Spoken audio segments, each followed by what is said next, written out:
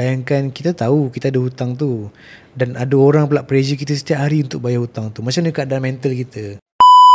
So macam Tuan Durrani daripada sebuah syarikat social enterprise iaitu Second Chance Consolidation. Betul. Boleh Tuan Durrani share apa yang syarikat Tuan Durrani lakukan? Kita ni sebagai penghubung lah antara pengguna ataupun customer dengan bank. Customer ni boleh jadi dia ada blacklist, masalah blockage dalam 30,000 contohnya. Sebenarnya orang ni kalau tak ada masalah 30,000 ni, dia ada kelayakan untuk buat loan sehingga ke 100,000. Kita akan ada penilaian kita lah, bukannya semena-mena semua orang kita akan bantu. Kita akan buat perkiraan, assessment, penilaian. Kita akan dapatkan laporan kredit daripada sama ada Citos ke ataupun Experian untuk tahu apa keadaan situasi kewangan secara keseluruhan pelanggan ni.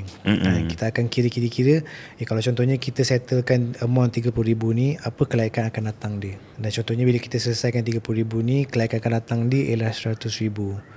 So kita akan settlekan 30,000 ni, kita akan arrangekan lah 100,000 ni contohnya. Tapi kita akan dapatkan rate yang lebih rendah daripada rate yang dia tengah serve sekarang ni. Itu kalau kerja government lah, dia tengah serve satu loan ni dalam 6-7%. So kita akan cuba arrange untuk kepada 3%. Ataupun kalau ada satu bank ni dalam 2.8%. Macam tu. Bila rate lebih rendah ni, komitmen bulanan dia akan lebih rendah lah. Macam tu. Memanglah orang dengar daripada loan baru, loan lama settle, pasal ada loan baru pula.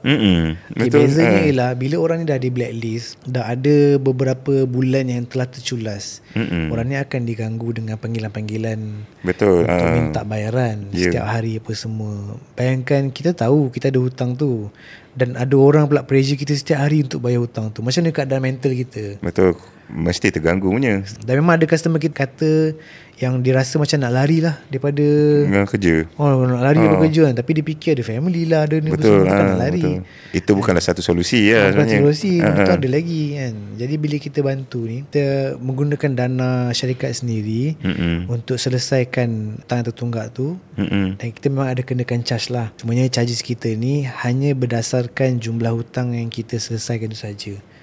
Bukannya berdasarkan sini kita ambil sikit portion, nanti kalau loan baru keluar kita ambil portion lagi. Tak ada tak macam tu. Sebab kita social enterprise tadi kan, dalam kita melaksanakan bisnes kita nak ada social impact yang membantu orang-orang sekeliling kita lah.